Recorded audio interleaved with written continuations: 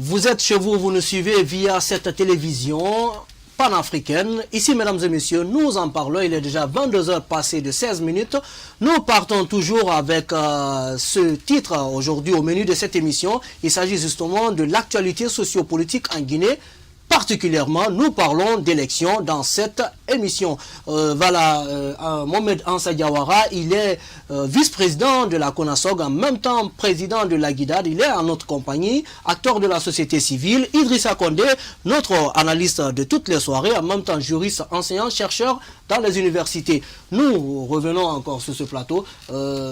Ansa Diawara, pour vous aujourd'hui, est-ce que il n'y a pas de crainte à avoir justement sur cette question d'installation, quand on sait bien que la période d'installation de ces exécutifs communaux est certainement dépassée? Il n'y a aucune crainte quant à l'installation des élus locaux, et il faut signaler d'ailleurs que les autorités ont prêté le flanc. Il n'y a aucune crainte. En principe, comme on l'a dit, l'administration couvre tout le territoire. Dans les conditions normales, tout devrait être apprêté alors pour faire ces différentes installations dans les différentes localités. Mais pourquoi s'attarder? Parce que ce sont des considérations partisanes, tel n'a pas ceci, tel n'a pas fait ça, il faut faire ceci, il faut retarder. Non, le temps est compté. Est-ce que vous ne pensez pas que le président même a participé mais largement, le président a participé largement, nous on l'a condamné. Après que le contentieux soit vidé, après que la CENI ait proclamé les résultats, le président n'avait pas besoin de dire absolument. Il faut faire ceci, il faut regarder. On n'avait plus rien à regarder. Tout était fini. Mais c'est tout ce qui a ramené l'opposition a crié haut et fort les vrais résultats quand même. Non, justement, vous savez, dans notre pays, il faut qu'on respecte la loi. Et la loi électorale, elle a été faite pour ça. Voilà, et les partis politiques, voici leur rôle. Voici le rôle de la société civile. Voici le rôle des institutions nationales. Je crois que tout est clair. Mais lorsque quelqu'un sort de ce cadre, il doit croiser la loi. Mais ce qui ne se fait pas chez nous. Chacun sort à tout bout de champ. Non, moi, j'ai pas fait ceci. Non. Mais si nous voulons être en démocratie, il faut accepter les principes démocratiques. Je suis désolé, c'est ça aujourd'hui le bas qui blesse au niveau de nos politiques. Chacun se tape la poitrine, chacun se dit oui, je suis démocrate, mais au fait, personne n'applique. Personne ne veut appliquer. Personne n'applique, mais moi je vous pose cette autre question quand même. L'opposition, c'est qu'elle a toujours crié haut et fort les vrais résultats. Est-ce qu'avec l'installation de ces exécutifs communaux, finalement, cela ne donne pas raison à cette opposition? On voit que le parti présidentiel aujourd'hui est en train de perdre toutes les communes dans la capitale. Bien, bon, moi je prends ça avec des pincettes, ce que je sais. Vous allez voir ce paradoxe. Vous prenez avec des pincettes Kaloum, Dixine, Matam, Ratoma? Bien sûr, quand je sais que ces élections dans ces différentes communes, c'est des copinages, vous le savez. Ce n'est pas à la proportionnelle. Pour mesurer le poids électoral d'un parti, allez à la proportionnelle. Vous saurez quel est le parti qui est fort. Mais lorsqu'il s'agit de coopter, lorsqu'il s'agit de suivre, moi je ne prends pas ça pour un poids électoral. Pour vous, le RPG a peut-être présenté des mauvais candidats? Non, non, je ne dis pas cela. Puisque vous parlez de copinage, finalement. Non, quand il dit copinage, vous savez... Des personnes qui sont près du peuple. Dans chaque commune, vous avez vu les partis s'unir. Bon, vous avez vu, le consensus a amené ça. Laisse ça, moi je prends ça par-ci. Donc, ce qui a amené ça, ce qu'il faut signaler, ce qui est important, on a déjà dit que le fait qu'on ait fait fi à la loi, le fait qu'on ait dit non, allons, disons que non, c'est des vrais résultats. Il n'y a pas de vrais résultats après que la CENI ait fini de proclamer. D'abord, ceux qui prônaient ces vrais résultats devraient être arrêtés, en principe, parce qu'ils ont fait fi à la loi. Si ce retard-là aujourd'hui est observé, parce qu'on n'a pas respecté la loi de bout en bout. Donc moi je pense que tel est perdu, telle commune ou non.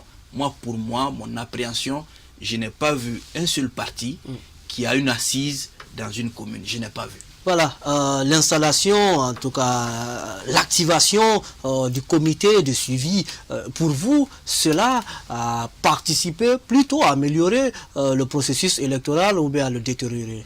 Je pense que notre État a failli à ses obligations régaliennes en ce qui concerne l'application de la loi sur le système électoral national.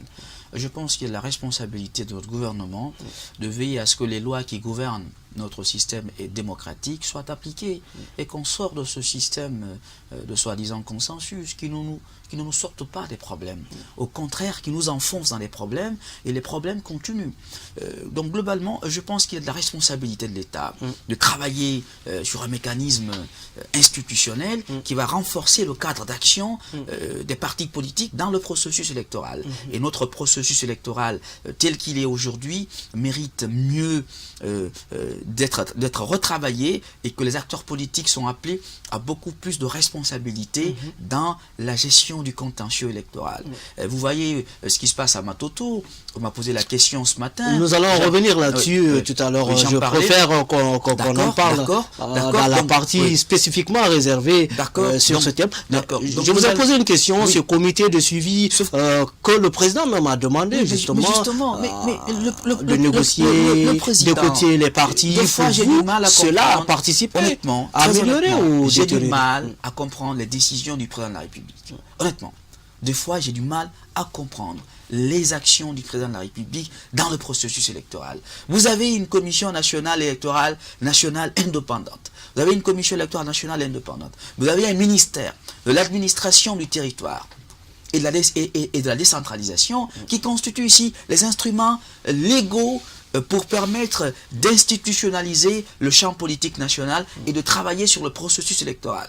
Comment voulez-vous écarter des instruments légaux du processus électoral pour mettre en place des instruments qui ne sont pas prévus par nos textes de loi? Je pense qu'il faut être conséquent avec les principes démocratiques et qu'il faut aller avec de la pédagogie pour que nos compatriotes qui se sont déplacés pour aller voter pour ces communes justement de Guinée, les communes urbaines et les communes rurales, que leur vote soit considéré et qu'on finisse rapidement avec l'installation des exécutifs communaux dans nos communes rurales et dans nos communes urbaines et qu'on travaille sur le travail parce qu'il y a un travail à faire. Regardez Conakry, c'est complètement sale, les communes ne fonctionnent pas, ça c'est de la responsabilité des collectivités locales. Aujourd'hui, si les 5 maires de Conakry étaient complètement installés et que les exécutifs communaux étaient fonctionnels, on aurait pu avancer sur la question de la salubrité, de la sécurité de proximité, mais également du développement local. Donc globalement, il y a tout un processus, il le rappelait M.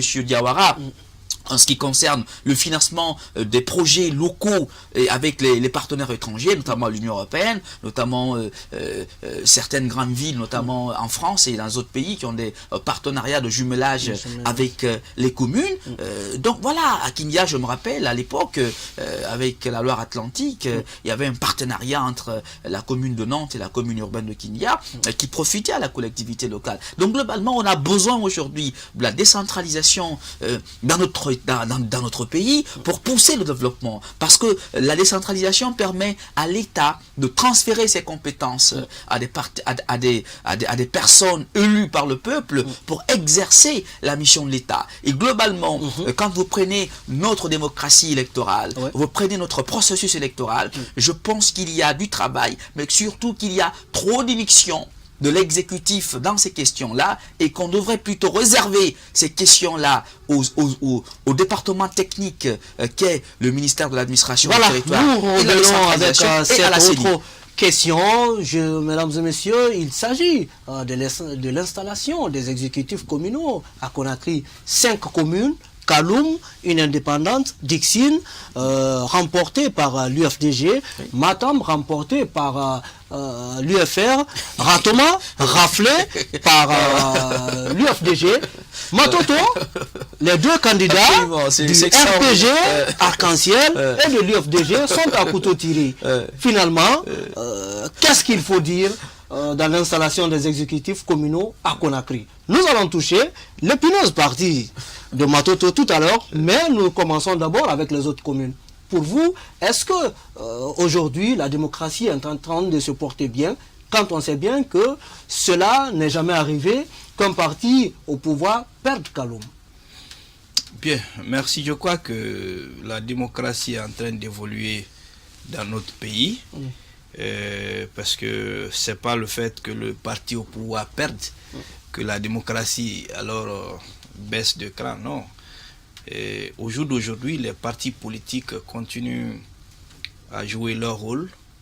C'est le seul bas qui blesse, c'est le fait qu'on n'applique pas la loi dans toute sa rigueur. C'est tout notre problème. Sinon, depuis 2010 quand même... C'est tout notre problème, mais c'est pas minime. Oui, depuis 2010 quand même, crucial quand même. La démocratie, la liberté de parler, les gens, chacun dans son coin, chacun joue le rôle qu'il souhaite. Donc aujourd'hui, avec les différentes communes, vous avez vu dans quelles conditions les élections se sont déroulées. Vous avez vu dans quelles conditions finalement il y a eu cooptation ça et là. Vous avez vu comment les élus locaux là sont en train d'être installés. Moi je pense que la démocratie est en train de gagner du terrain dans notre pays, mais il va falloir qu'on appuie sous nos lois. Et rien que nos lois, et si nous nous écartons, heureusement que je suis avec un juriste, M. Koné, au fur et à mesure que nous nous écartons de la loi, et finalement la démocratie prendra un coup. Mais en tout cas, ce qu'il faut apprécier, c'est que à l'heure qu'il fait, au moins sur toute la ville de Conakry, sur les 5 communes, il y a 4 communes déjà qui sont installées sans problème. Mais ce qui est honteux, très honteux, c'est le cas qui s'est passé avant-hier à Matoto, qui est très regrettable. Pourtant, Ratouma aussi s'est installé. On installait aussi les exécutifs. Il n'y a pas eu de problème. De Alors pourquoi il y a problème à Matoto? Alors, mais quand même, j'ai été, comme je le disais dans l'entame, que j'ai été très content le fait que le ministre ait annulé le vote, parce que chacun, c'est comme si le prototype des élections en Afrique, chacun se proclame vainqueur. Oui, c'est moi qui ai gagné. Donc, l'UFDG dit que c'est... On a assisté un peu à un scénario ivoirien. Voilà, Gbagbo, entre Gbagbo et l'autre dit... Ouattara dit que c'est lui qui a gagné, et Gbagbo dit oui, c'est lui aussi qui a gagné. Donc, c'est à ça on a assisté. Mais j'ai été quand même très content quand le ministre a mis son veto, parce que je crois qu'on n'est pas encore arrivé, à mon sens, au niveau des contentieux. Contentieux, c'est après les élections. Mais quand il y a eu interruption des élections quelque part, soit pour des raisons de calamité naturelle ou bien pour d'autres raisons, alors je pense que il n'y a pas eu de calamité naturelle à Matoto. J'ai dit pour des raisons de calamité naturelle. Oui. Bien, j'ai donné un exemple tout court. Qu'est-ce qui est arrivé à Matoto? Ce qui est arrivé, c'est qu'on nous a expliqué. Sorti de nulle part, déchiré. Justement, il y a eu une infiltration. Quelqu'un est sorti et puis... Sauf que pour un bon nombre de témoignages, s'il n'y a pas eu d'infiltration, la personne était bel et bien dans la salle. Ben, donc, de toute façon, moi j'ai vu, je n'étais pas personnellement dans la salle, mais les images que les caméras nous ont renvoyées, nous avons vu un cafouillage dans la salle qui était indescriptible. Les policiers mélangés aux personnes civiles. Je crois qu'il y a de quoi. Et puis dans une élection électorale. Donc moi j'ai apprécié le fait que le gouverneur ait annulé, parce que le contentieux c'est après, pardon, le ministre, le contentieux c'est après les élections. Mais pendant l'action des élections, s'il y a un frein à l'élection, je pense que l'élection doit être reprise dans cette localité. Et ce qui est d'ailleurs important, ce sont les mêmes joueurs qui viendront, autrement les mêmes conseillers. Sur quoi, monsieur Diawara, pour dire cela? Non, je le dis en tant que citoyen profane. Je l'ai dit. Il dit personnellement, je suis avec un juriste, certainement il va nous départager.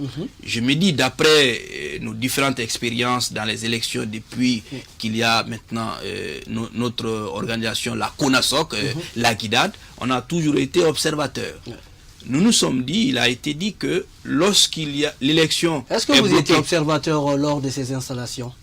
Non, non. Et pourquoi? Bon. Pour vous, ce n'est pas des élections majeures comme vous le faites souvent, on voit quand même lors des présidentielles, des législatives. Nous avons observé les élections présidentielles, les élections législatives, mais aussi les élections communales. Mais on s'est dit que l'installation, les élus locaux... Oui, il y avait un problème de ressources pour continuer à observer. Pas un problème de ressources, c'est que nous n'avions pas programmé. Deuxièmement, il y a ce problème de ressources. Parce que les élections communales, par exemple, nous sommes autofinancés. Il faut le savoir, il faut le faire connaître à tout le monde parce que les barres de fonds nous ont lâchés. On était obligés de voler par nos propres ailes. Donc ça, est ce qui est... Beaucoup d'articles le taraudent l'estomac, il a envie de parler, mais nous allons marquer notre dernière pause juste après. Idrissa Condé pour éclairer le Natal dans cette émission.